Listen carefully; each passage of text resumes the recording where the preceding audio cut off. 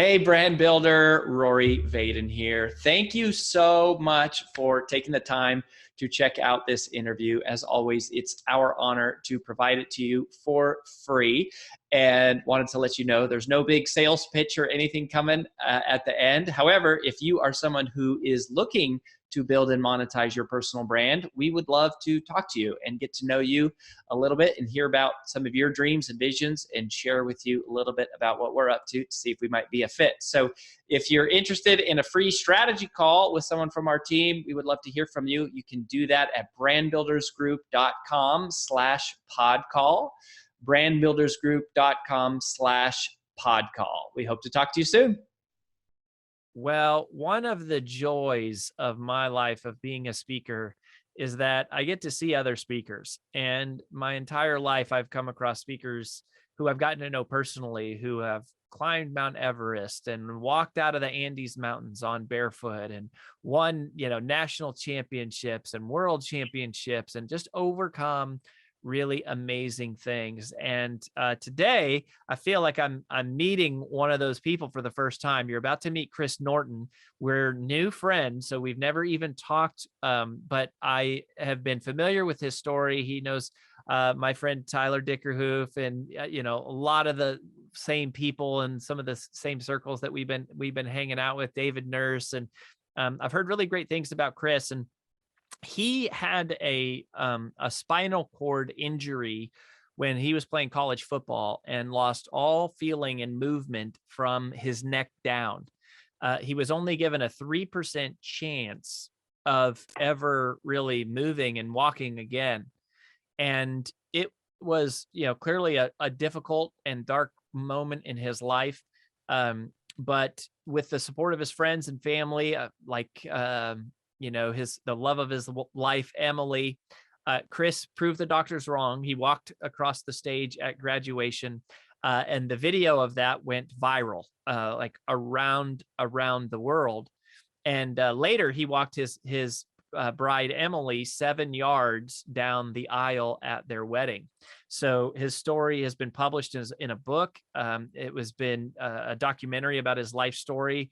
Is out right now on Netflix and Amazon Prime and Apple TV. It's called 7 Yards, referring to the 7 yards of Chris walking his wife down the aisle. 7 Yards, the Chris Norton story. And he is a really fast rising speaker and just an awesome guy. And so, Chris, it's great to meet you. Welcome to the show.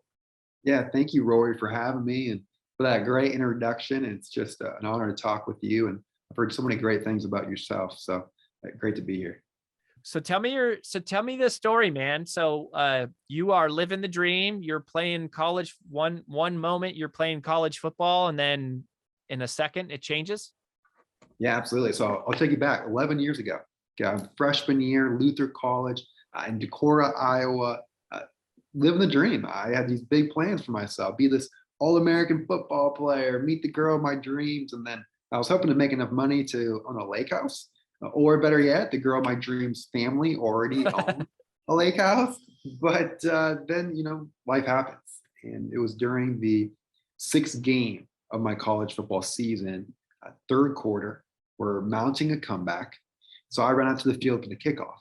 And the kicker huddles us up. He calls a play, mortar kick right, which is simply a short, high arching kick to the right side of the field. And I don't know why we didn't just call it kick right, because our kicker was so bad. Every kick was short and high arching. But anyway, I'm pumped because I play on the right side of the field. So it's my opportunity to make an impact. So I line up, the ball's kicked. I sprint downfield as hard as I possibly can go. I see an opening for me. And my instincts are telling me that ball carrier, he's going to try running through that gap. But I'm going to stop him.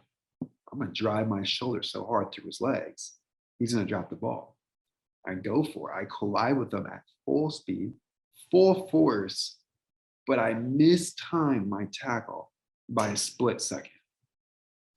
Instead of getting my head in front of the ball carrier, my head collides right with his knees. In an instant, I lose all feeling of movement from my neck down. I'm listening to the players crash into each other above me. The whistle blows, the pile clears off, but I can't get up. no matter how hard I try to push through my arms and onto the ground, nothing is working. I was completely conscious, not in any pain, just couldn't move. And it Wow. felt like someone just flipped the power off to my body. And what I didn't know at the time was I just suffered a severe spinal cord injury and my life was about to drastically change. So was the reason you weren't in any pain was just because you lost all feeling?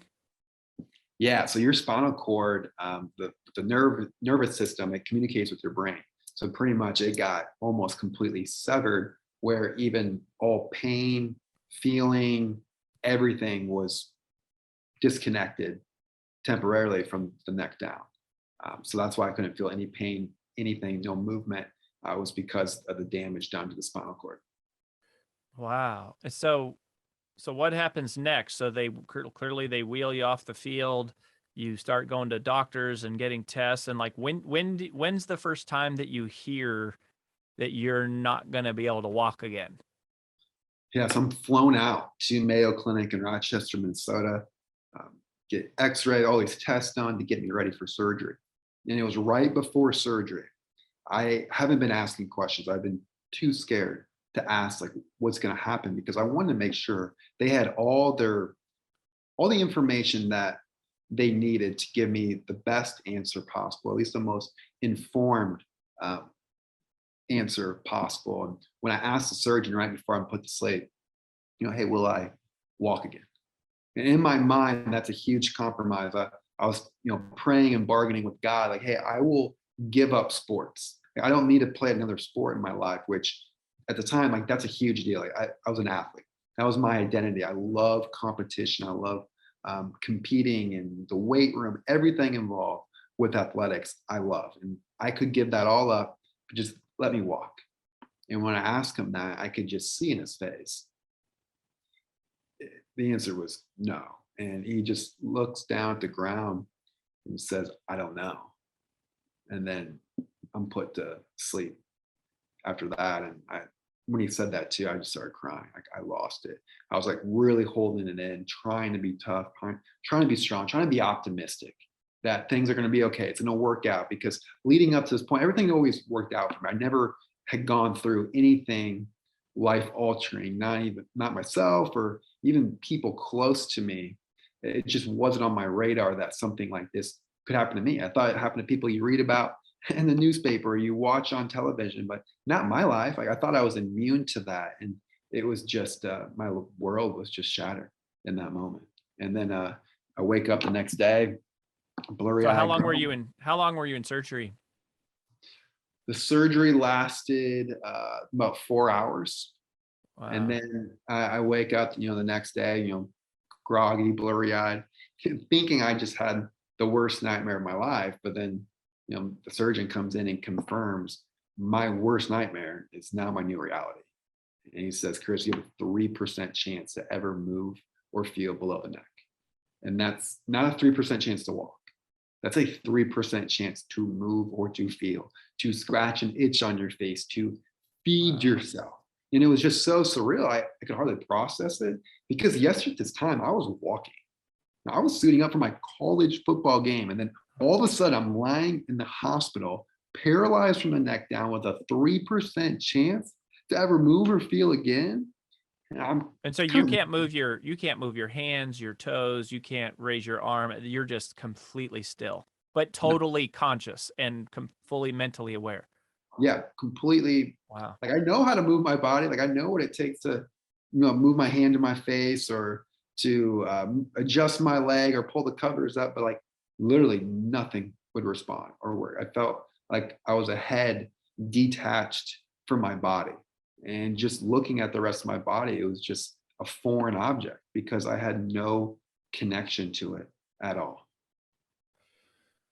So the doctor tells you that, so that happens like within a day or two. And then how long are you in the hospital? And like, when do you come home? Cause I have to think it starts to really become real when you leave the hospital and like your whole life is different. I mean, can't shower, can't eat, can't get dressed. Yeah, it was a slow, then just kind of a grind from that moment on of I'm going to do whatever it takes to get a little bit better. I'm going to be part of that 3%. I won't be that 97% who don't recover from this. And so I just make that commitment of just understanding that, your future will take care of itself when you take care of today. And I kept reminding myself that your future will take care of itself when you take care of today. And so I just kept trying to get a little bit better each and every day. And, by the, grace of God and perseverance and grit, family and friends, I slowly started to make a recovery where I had some movement in my legs, some movement in my arms, unable to like walk independently or do much independence wise. But I was inpatient for about 4 months, outpatient for about 3 months. And that was all in Rochester, Minnesota, which is about 3 hours from my home. So when I officially made that move back home in Des Moines, Iowa, it was a huge transition. Like you're suggesting, like the going from your house, my room was upstairs.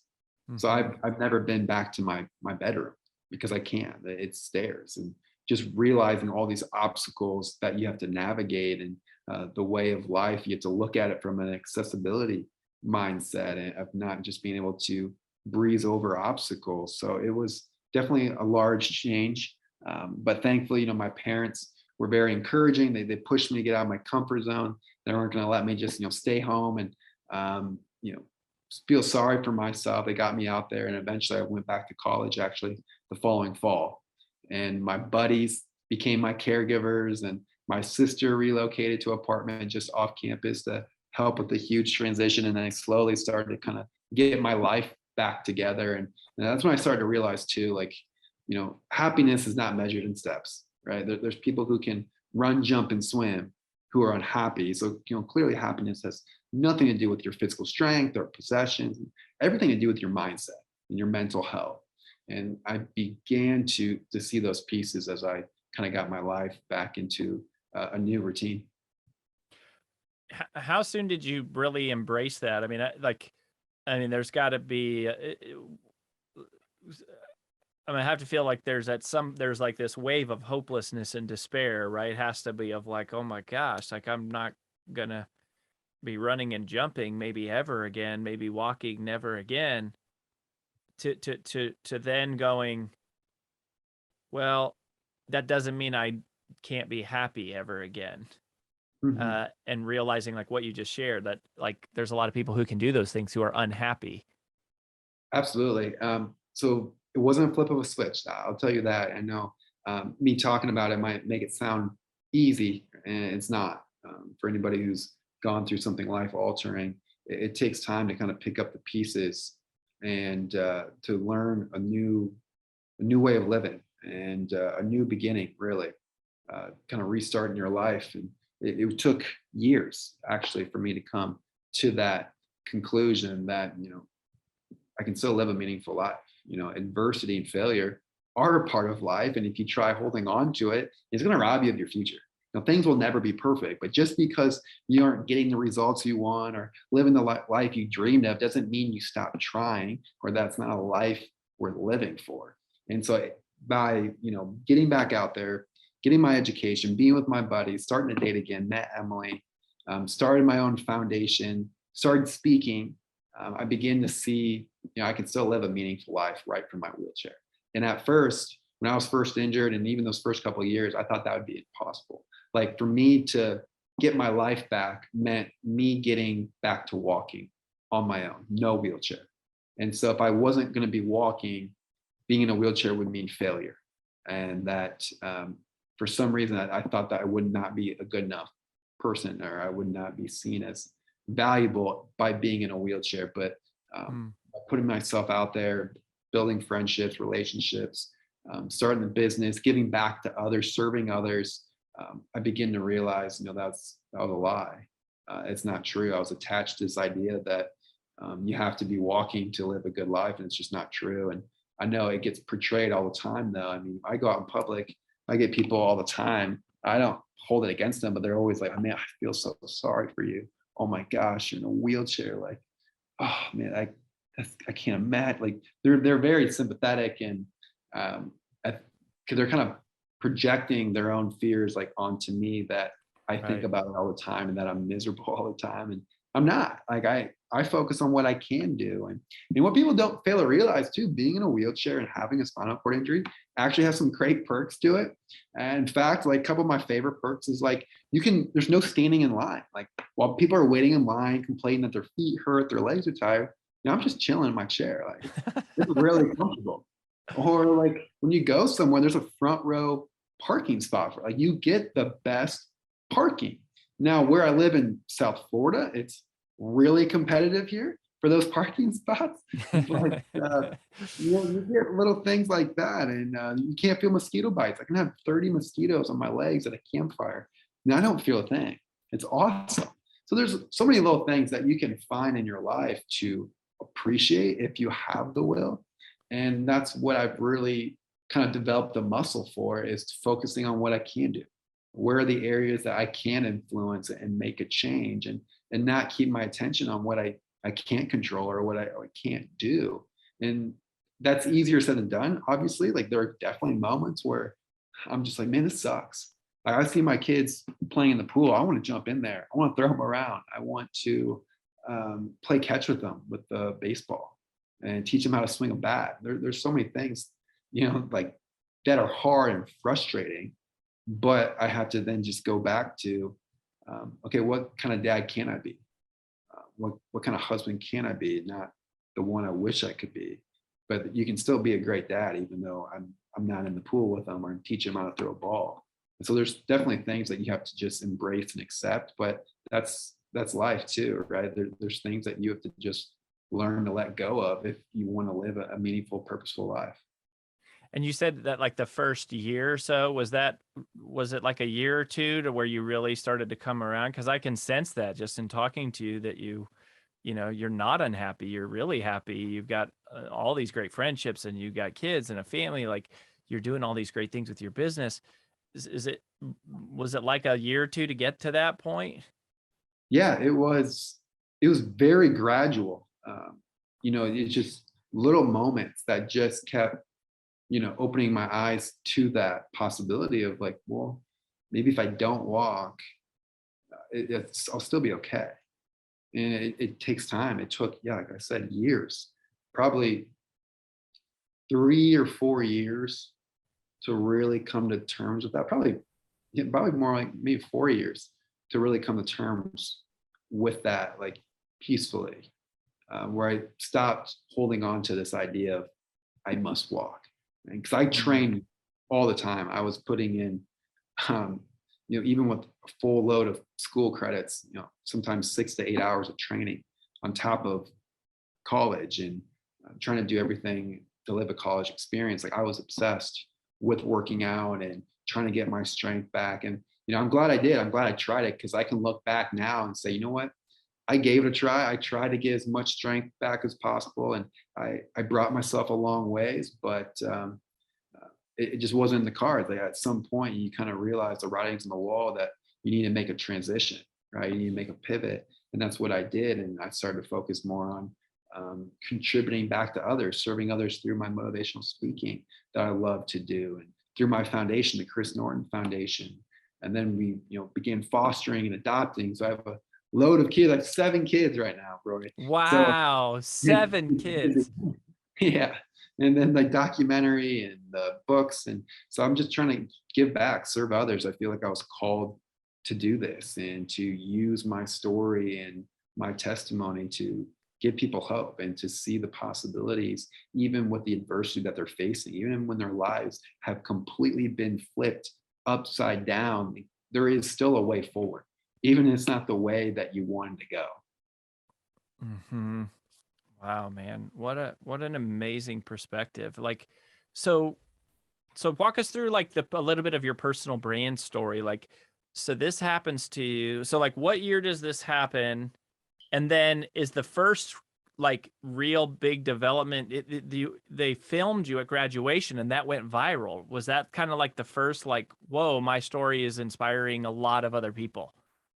It actually happened right when it took place with my injury. So my family, when I was injured, a lot of people were messaging them like, what's the updates? Like, how Chris doing today? Like, is there any progress? And instead of messaging back individually, like 100 people, they started what's called like a caring bridge page. It's pretty much just like an online blog set up for families who are updating others on when they're in the hospital or something. So you don't have to, um, like I said, message everyone individually. So they post updates on what I was doing, what the family was doing, the progress, and people began following that blog very closely. I think it had like 400,000 hits or something of people just following along the story, and how people were inspired by my attitude that I was going to beat this and I was going to get better and I wasn't going to quit and stop working. And people were writing like, hey, like I stopped going to church. I'm dealing with depression. And after hearing your story, it's given me the courage to get back out there, to go back to church, or to find a job, or to pick up my life, although it may feel broken at the moment. And so when you start reading these stories and you're being told how, just me trying to get better, I wasn't trying to be an inspiration. I was just trying to get my life back. But when people are writing to you and saying like they have a different perspective on life because of how you live yours, like, wow, like that gave me motivation. That gave me more purpose, because there were times when I wanted to give up on myself, where I wanted to quit. But when I thought about the other people who were looking to me for inspiration and hope, I didn't want to give up on them. I wanted them to find their own courage through me. And so that's why I kept going in a lot of cases, and why I keep even going today. I just feel like there's an opportunity to inspire others. So that's all to say that next year, maybe like a small group, like an FCA group at a high school, like, hey, can you share your testimony with us? Like, how do you stay positive and get through your challenges? And so I started to share my story, just very offhand, just from the hip, and people were leaning in. They were listening. They wanted to know what I had to say about life and staying hopeful and how to get through adversity. And I liked it. I liked the fact that they were leaning in. They wanted to know more, and I could, kind of captivate an audience and entertain them and give them the tools to improve their lives. And like, this feels good. And then someone told me, hey, you can make money by being a motivational speaker. Like, what? You can get paid to just Yeah. speak to people on a stage? I thought that was just like an honor or like a privilege just to get up there, and it's like a free thing. And like, no, like this is something people do for a living, full time. And if it's something you want to do, you should definitely pursue it. And ever since I heard that, and I knew I could, make a living from helping others and living out my purpose, like, sign me up. And so I started just speaking everywhere I could. I mean, anybody who would listen, and no matter how small the group was or how far away, I wanted to share my story and testimony. And it just kind of snowballed into, a business that can take care of my whole family and live comfortably. So yeah, so with those fairly early speaking engagements, like you start out doing them for free.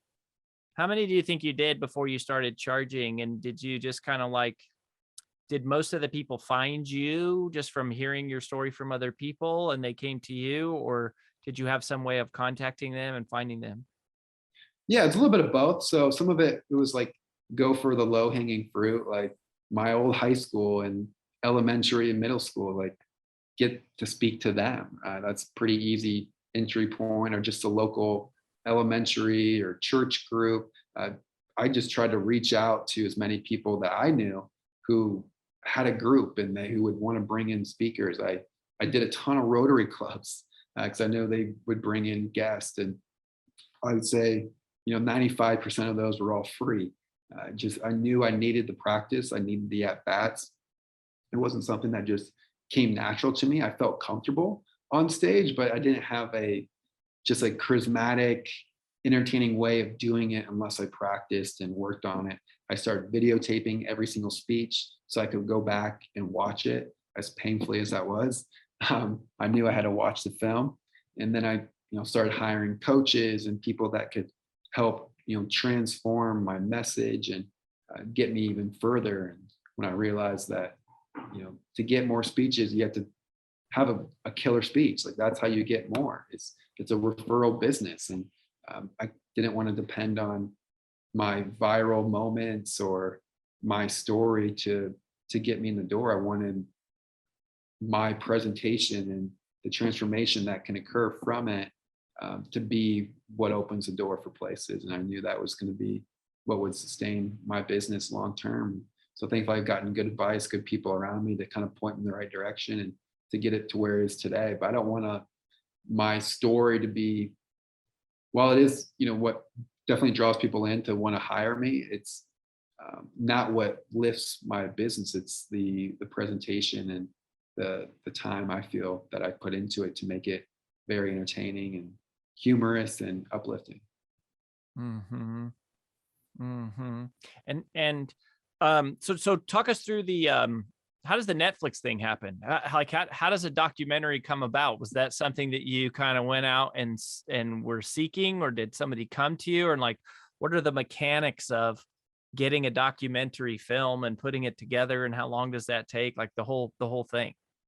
Yeah, it was a long process. It was after my graduation walk video went viral. A small production company out of Dallas, the Photolanthropy was the name, and they love sharing uplifting, inspiring stories. And at first, they just offered, "Hey, we would love to give you a gift by just filming your wedding." We would come there. They have professional cameras and a crew, and capture it. Maybe put together like a little short inspirational video for people. But then it just kind of snowballed from that to, let's do a full-blown documentary. They've done 2 before, so this would be their 3rd one, and it was just the right timing. And so we began filming, promoting it even before the walk, actually. So we named the movie 7 Yards before I could even walk 7 yards. That was a little scary. Wow. But I knew it gave me something to shoot for. It gave me something to really work on. But yeah, it's a lot of, so they're a small production house. It's not like a big Hollywood thing where they have a bunch of funding and money to do this or that. Basically what we had to do, it was a nonprofit.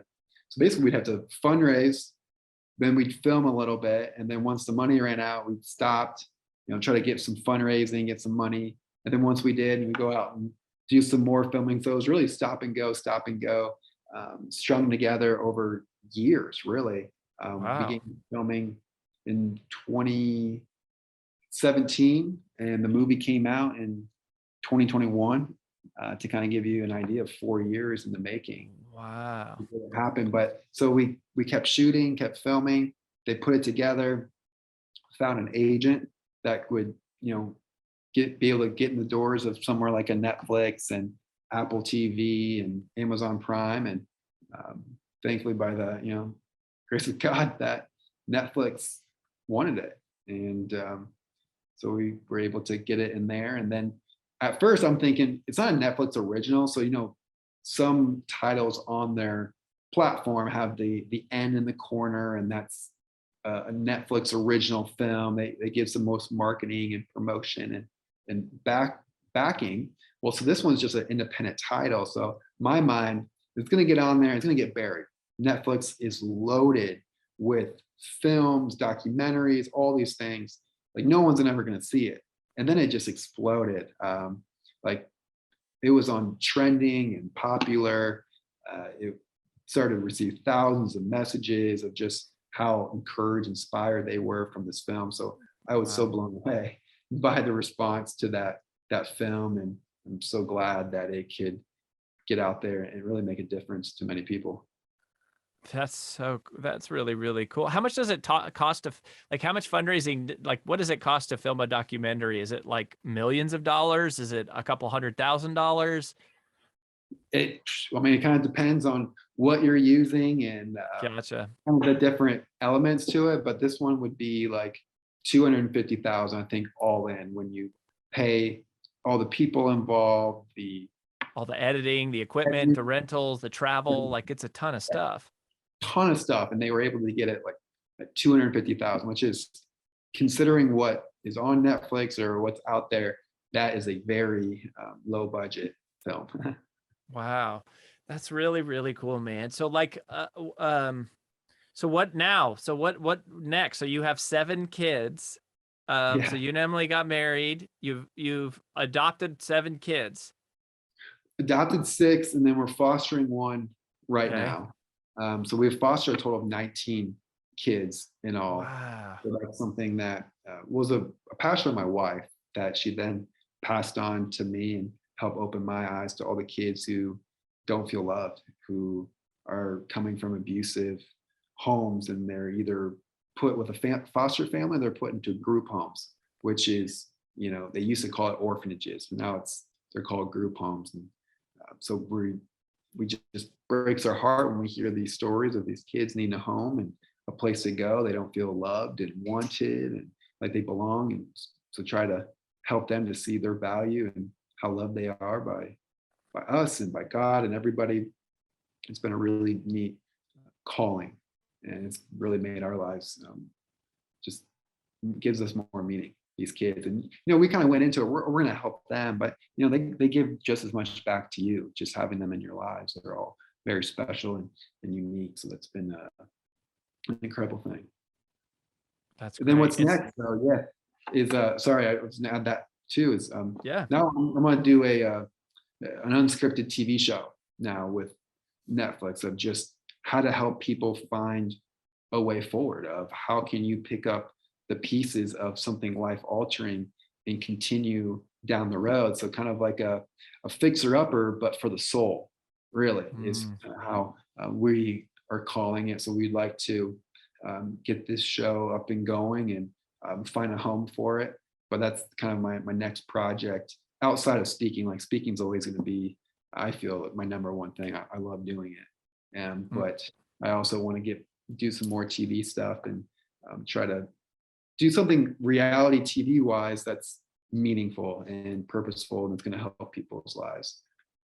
Yeah, I guess I never even realized that was how, because that's how the book business works, right? You create a book proposal, get a literary agent, the literary agent takes the proposal, shops it to publishers, they give you an advance, and then you sell a bunch of copies, or not your advance, and then you get royalties. I guess that's probably the same way a documentary works, is they pay you some amount of money, and then based on the streams or something, you earn royalties after that. There's a lot of different ways to go about it, but that's probably the basic way. Is you come up with a project and an idea, and then you hope that you get initial funding from like a big streaming platform like a Netflix, where they say, yeah, we want this, and then they'll give you a budget, they'll give you directors, producers, they'll give you kind of a team that they kind of want you to work with, and then they let you kind of run with it. Or you come to them with a finished product and you try to get that onto their platform when it's already finished. So there's different ways to kind of go about it, but yeah, very similar to a book. Yeah. Well, that's awesome, man. So you're still like just speaking and maybe reality TV. I love the fixer upper for your soul kind of an idea. I mean, there's so many people that are hurting and broken, and it seems like you're really just drawn to doing that work. Yeah, like I told you about the kind of that transformation for me of thinking, oh my gosh, I'm in a wheelchair. Like my life is now over. I can't do the things that I want to do. Like the fun has stopped. I'm not going to be able to do anything exciting. Well, that's not true. I've been skiing and I've gone on jet skis and concerts and traveling, snorkeling and scuba diving. And like, there's so many things, hiking, mountain climb. Like there's so many things I've been able to do and have a family and start a business. There's that I'm not cut from a different cloth. Like I'm from a small town in Iowa. Just like there's nothing special about me other than I just try to focus on the possibilities and try to see a way forward. And thankfully too, I've had good people that help me too, kind of open my eyes to what is possible. And I want to help be that person for more people who feel like, oh my gosh, this life altering thing, life is over. Like it stops now because I'm not living the life that I pictured that it would look like. And so I want to break that barrier for them and with a team of people to show them what is possible and empower them to continue to move forward. So that's again a passion project now that I'm working on. That there's a lot of work ahead, but something that I'm hoping to get going. Where do you want people to go, Chris, if they want to connect with you and kind of follow your journey? Like, what's the best place for them to keep up with you these days? Yeah, I mean, go to my website, chrisnorton.org, to learn even more about me and connect. But Instagram and Facebook are probably my two primary places that I update and share what's going on. Wow. Man, it really is an inspiring story. And thank you for choosing to have that attitude and for continuing to see what's possible. And because it inspires me, and I know it's going to inspire a ton of people listening to this. And I can sense you're just getting started in the impact that you're going to have globally with sharing your story. So we're grateful for you and your family and your wife, and man, we just wish you the best. Stay connected with us, and let us know how we can help, and just keep going, brother. Yeah, thank you. I really appreciate that, Rory. And like I said, it's an honor to be here, talk with you. I've always followed you and looked up to you as a man, as a business owner, husband, father, all those things. And so it's great to be able to speak with you today.